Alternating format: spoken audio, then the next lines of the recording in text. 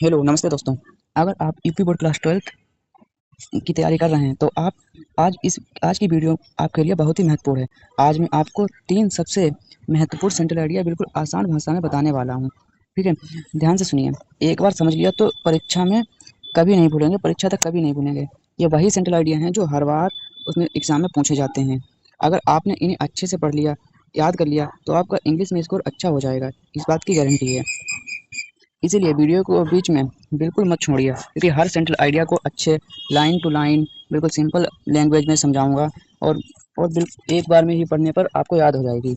याद करने के लिए इसमें हमने आपको कीवर्ड भी बताए हैं, बिल्कुल कीवर्ड की कैसे आपको याद करनी है। ठीक है, अगर आप ऐसे ही यूपी बोर्ड 2026-27 के महत्वपूर्ण नोट्स और क्वेश्चन और एग्ज़ाम अपडेट्स चाहते हैं तो अभी चैनल को सब्सक्राइब कर लीजिए और वीडियो को लाइक कर लीजिए। ठीक है, तो चलिए बिना समय बर्बाद किए शुरू करते हैं अपना पहला central idea.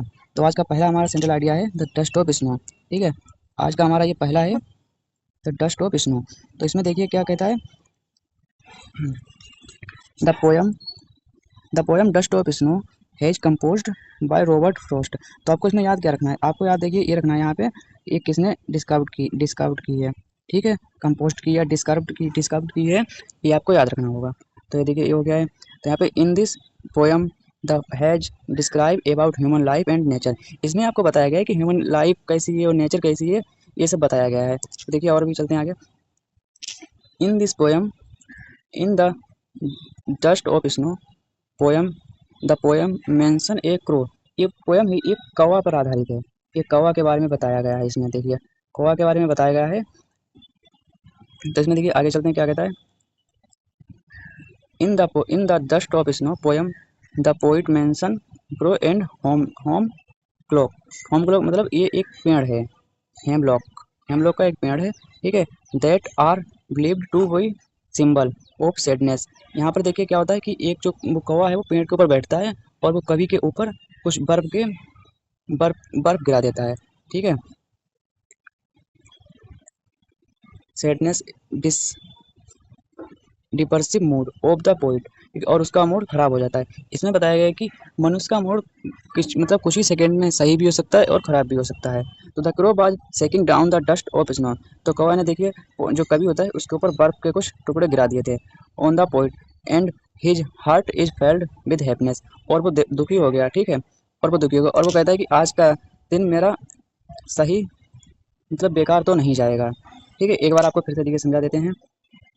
The poem Dust of Snow has been composed by Robert Frost. तो आपको ये याद रखना होगा कि ये किसने कंपोस्ट की है। ठीक है, in this poem the poet has describe about human life and natural beauty. इसमें देखिए नेचुरल और ह्यूमन लाइफ के बारे में बताया गया है कि ह्यूमन लाइफ के बारे में कि कैसे इंसान एक मिनट में यह दुखी हो सकता है और कैसे खुश हो सकता है। तो in in the dust of snow poem has the poet mention a crow, ये कौवा पर आधारित है। हेमलॉक ट्री, इसमें हेमलॉक ट्री के ऊपर जो कौवा बैठा होता है, are believed to be a symbol, ठीक है, of sadness and depressive mood poet. ठीक है, ऑफ द पोइट। कौवा को जब पोइट पोइट मतलब कवि के ऊपर जब वो कौवा बर्फ गिरा देता है तब जो वो होता है कि वो बहुत ही सैडनेस हो जाता है, दुखी हो जाता है। The crow by shaking down the dust of snow on the poet. ठीक है, and his heart is filled heart is filled with happiness heart is filled with happiness. और वो कहता है कि आज का मेरा दिन खराब तो नहीं जाएगा। ठीक है, चलिए अब दूसरी शुरू करते हैं। एक बार आपको ये पढ़ लेनी है। ठीक है, आपको बिल्कुल याद हो जाएगी सिंपल भाषा में, बिल्कुल सिंपल लैंग्वेज में आपको याद हो जाएगी, बहुत ही सिंपल लैंग्वेज में है ये। देखिए आपको ये जो नोट्स हैं वो आपको हमारे टेलीग्राम पर मिल जाएंगे। आपको सर्च करना है A R learning point. Search करना है A R learning point. A R learning point आपको सर्च करना है, वहाँ पर ये आपको मिल जाएंगे। ठीक है, तो चलिए दूसरा शुरू करते हैं अपना आज का। आज अब ये नेक्स्ट है जो इसमें बताया गया कि एक टाइगर इन द जू। एक टाइगर जो उसमें जू में होता है, चिड़ियाघर में बंद होता है, उसके बारे में इसमें बताया गया है। ठीक है, तो इंट्रोडक्शन पहले दिया है। A tiger in the zoo is a poem written by Leslie Norris. ये आपको याद रखना है कि लेस्ली नोरिस ने ये डिस्कवर्ड की है, लेस्ली नोरिस ने, ये आपको याद रखना होगा। This poem so shows the difference between A tiger living in the जू। जो टाइगर इसमें जो बंद है इसके बारे में इसमें बताया है। कवि ने बताया क्या, कवि कहते हैं a tiger live in in the zoo in the wild. In the wild. जो टाइगर है, टाइगर की मतलब जो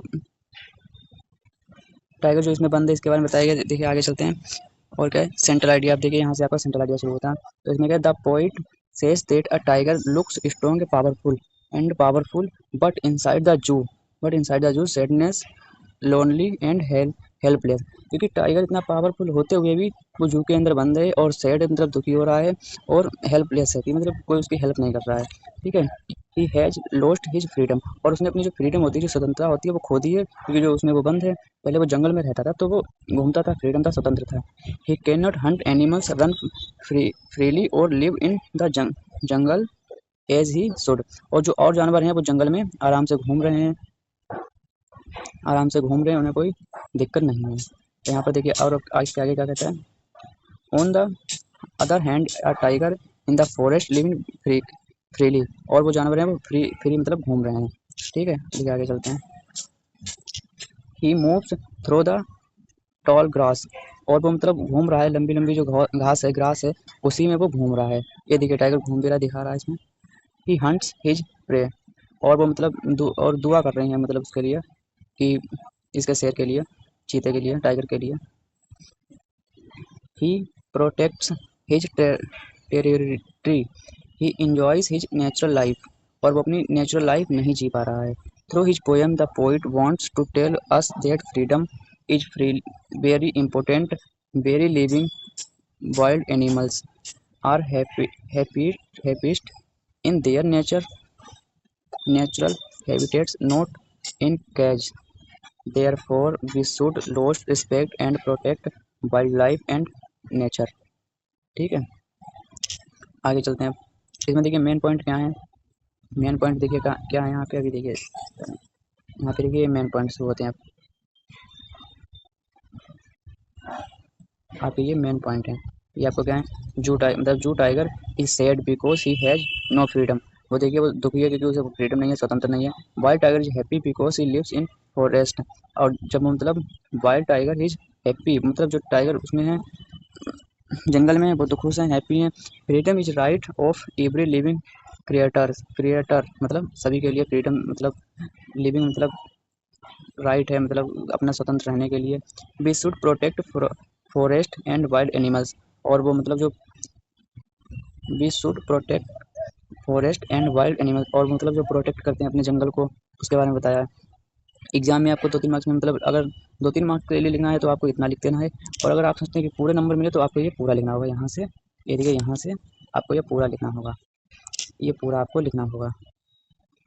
ठीक है, आगे चलते हैं। ये पीडीएफ आपको हमारे जो टेलीग्राम चैनल है उस पर मिल जाएगी, आप वहाँ से जाकर डाउनलोड कर सकते हैं, पढ़ सकते हैं, बिल्कुल सही मिलेगी। पेज पे जो लिख रहे हैं वो सब बाद में मिटा देंगे अभी। आगे चलते हैं। दूसरा हमारा है द ट्रीज के बारे में क्या बताया गया है। देखिए यहाँ पे इसके बारे में बताया गया है कि the poem has the poem the trees by Adrienne Rich saw the conflict between human brains and nature. इसमें बताया गया कि मनुष्य की मतलब ह्यूमन की लाइफ के बारे में, और बताया गया है कि नेचुरल लाइफ के बारे में बताया गया सिंपल में कि नेचुरल लाइफ कैसी होती है कैसी नहीं। तो it explain how human have use natural for their own benefit and their success process. इसमें बताया कि ह्यूमन की कैसी मतलब क्या नेचुरल लाइफ है, उससे क्या बेनिफिट मिलते हैं ट्रीज से, वो बताएगा। They have caused a lot of harm to the natural environment से मतलब क्या लाभ है और क्या मतलब बेनिफिट है, वही बताया गया है। ठीक है, एक बार फिर से पढ़ देना। देखिए the poem the trees by Adrienne Rich, एक इसने लिखी एडरिन रिच ने लिखी है। ठीक है, एडरिन रिच साउ the conflict between human beings and nature, उसके मतलब नेचर के बारे में बताया गया है, और उसके मतलब नेचर के बारे में बताया गया है। Explain how human have use nature their own benefit and in the process they have caused a lot to harm to the natural environment, कि वो कैसे मतलब हाँ मतलब नुकसान पहुंचाता है एनवायरनमेंट को। ठीक है, आगे चलते हैं। देखिए मेन पॉइंट इसमें क्या है। मेन पॉइंट है इसमें कि the poem says that we do not feel in the real nature because only few trees kept inside और हाउस। वो इसमें बताया कि मतलब अपने घर के पास में छोटे-छोटे पेड़ लगाते हैं, फिर भी मतलब उसका फ़ील नहीं ले पाते हैं, ठीक है। Real nature is outside in the forest which have been destroyed by human. और जो मतलब फॉरेस्ट में जो जंगल में छोटे-छोटे पेड़ लगते हैं, उन्हें वो नुकसान पहुँचाते हैं, काट देते हैं, ठीक। इसके आगे देखिए, the trees in the poem want to break free from the work that human have built around them. The trees in the poem want to break free from the work that humans have built around them. ठीक है, इसके आगे देखते हैं, they want to go back to the forest and live freely in their nature home. और जो मतलब जो पेड़ लगे थे जो नेचुरल होते हैं, नेचर उसके पास मतलब फ्रीली घूम सकते हैं, फॉरेस्ट में भी घूम सकते हैं। इसमें देखिए, अब इसमें पेपर में पूछता है कि बताइए ये जो आपने मतलब इसमें क्या कवि कहना चाहता है, क्या मैसेज दे रहा है, वो बताएगा। तो इसमें क्या कवि मैसेज देता है, देखिए इसमें, human should be stop misusing nature. जो मतलब नेचर का मिसयूज करते हैं, काट देते हैं पेड़ों को, ये नहीं करना चाहिए, ये इसके बारे में कवि ने बताया है। उसके बाद में, we should respect we should respect trees and give them the freedom to grow in their nature place. और जो ट्री होते हैं उनकी रिस्पेक्ट करें, मतलब उन्हें काटें ना, सही से रखें, उनकी केयर करें, यही सब बताया है। उसके बाद में क्या बताया, the poem teaches us to live in harmony with nature. मतलब इसमें बताया कि हम लोग मतलब उन्हें नुकसान पहुंचाते हैं, नेचर को पेड़ वेड़ काट देते हैं। तभी इसके बारे में बताया, protecting nature is important for the better and peaceful life on earth. इसमें कहा है कवि ने कहा है कि अगर आप अपनी लाइफ को बेटर चाहते हैं, अच्छा चाहते हैं, तो आपको उनकी रक्षा करनी होगी पेड़ की, और इन्हें लगाना होगा पेड़ को, और इन्हें प्रोटेक्ट करना होगा, ठीक है। हमें पेड़ ऑक्सीजन देते हैं और भी बहुत चीज़ें देते हैं, ठीक है। चलिए अब आगे चलते हैं, देखिए इसमें और क्या कहा है। देखिए, इन द सिंपल वर्ड में आपको कैसे लिखना है। सिंपल वर्ड में सिर्फ लिखना है कि हमें 2-3 अक्षर सिर्फ पास हो जाए, तो पास होने के लिए आपको इतना लिखना होगा। वैसे आप पूरा ही लिखें, क्योंकि सिंपल लैंग्वेज एक बार पढ़ेंगे तो आपको याद हो जाएगा। तो अब इसमें क्या लिखना है, the poet want to say that trees are not made to live inside house और buildings, they belong to the forest, we should not separated them from nature, we should protect our environment so that both human and nature can live happily together. ठीक है, आपको याद कर लेना है। फिलहाल तो छोटा ही है, आपको अगर ये पूरा पढ़ेंगे तभी सही रहेगा। देखिए कितना छोटा ही तो है, आराम से आप पढ़ेंगे आपको समझ में आ जाएगा। ठीक है, आगे चलते हैं। आगे देखिए कौन सा है, देखिए इसमें क्या, fire and ice. Fire and ice तो बढ़िया है, आराम से याद कर लेना। ये जो बताएंगे 2-3 पढ़ लेना, आपको आराम से पेपर में मिल जाएंगे, ये पेपर में मिल जाएंगे बहुत बढ़िया से, आप याद कर पाएंगे इन्हें। और अगर आपने पढ़ लिया तो पक्का ये आते हैं, ये जो हमने बताए हैं जितने भी ये 2-3-4 जितने भी हैं, इनमें से 3 तो आपको 100% मिल ही जाएंगे, गारंटी है बस कि 2-3 तो आराम से मिल ही जाएंगे आपको, बस आप पढ़ते रहिए आराम से। तो देखिए इसमें क्या बताया है, इसमें ये रॉबर्ट फ्रॉस्ट ने लिखी है, ठीक है। फायर एंड आइस किसने लिखी है, रॉबर्ट फ्रॉस्ट ने लिखी है, ठीक है। इसमें क्या कहता है, the poem fire and ice by Robert Frost tells us that world can be destroyed in 2 veg.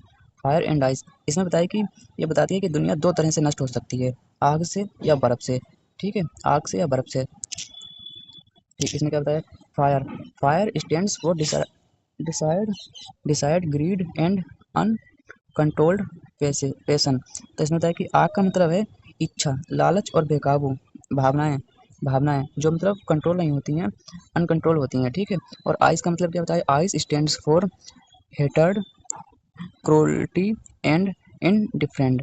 तो इसमें इनडिफरेंस बताया कि इसमें बताया कि इंडिफरेंस, तो इसमें जबकि बर्फ का इसमें अर्थ बताया गया है कि नफरत, क्रूरता और उदासीनता, ये इसमें आइस का अर्थ है। बताए, when this desire grow without control they can burn earthing and lead to the destruction of life and society. कभी का कहना है कि अत्यधिक इच्छा और नफरत दोनों ही समान रूप से खतरनाक हैं, ठीक है। When this feeling and take over they freeze human heart and destroy love, peace and happy. इसमें कहता है कि अधिक खुशी और अधिक मतलब प्यार, ये भी हमारे लिए अच्छा नहीं है। तो और इसमें कहता है, the poet said that both expensive desire and destroy are equally dangerous, they can destroy human life and society. इसमें देखिए कभी कभी इसलिए हमें मतलब अपनी कभी भावनाओं पे कंट्रोल करना चाहिए, और भी मतलब डिस्ट्रॉय, ये दोनों बहुत ही खतरनाक हैं कि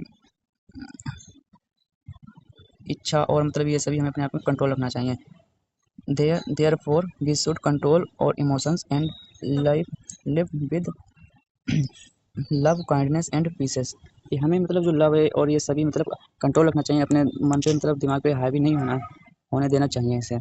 ठीक है, आगे देखिए क्या है इसके आगे। तो इसके आगे नहीं है ये, आपको इतनी आपको ये देखिए याद कर लेनी है। उसके बाद में ये जो पीडीएफ है ना, ये आपको मिल जाएगी हमारे टेलीग्राम पर। आपको टेलीग्राम चैनल हमारा ज्वाइन कर लेना है, तो वहाँ पे आपको ये सभी पीडीएफ मिल जाएंगी बिल्कुल सिंपल भाषा में। ठीक है, और आपको याद कर लेनी है। हमारा टेलीग्राम है AR लर्निंग पॉइंट। हमारा AR, आपको जाना है AR learning learning point, AR learning point search करना है, आपको ये मिल जाएगा। ठीक है, उसके बाद में अगर आप हमारे चैनल पर नए हैं तो चैनल को सब्सक्राइब करें, वीडियो को लाइक करें एंड शेयर करें, अपने दोस्तों के पास शेयर करें कि मतलब बहुत ही, और पीडीएफ तो आपको बहुत ही बढ़िया मिल जाएंगे। ठीक है, धन्यवाद।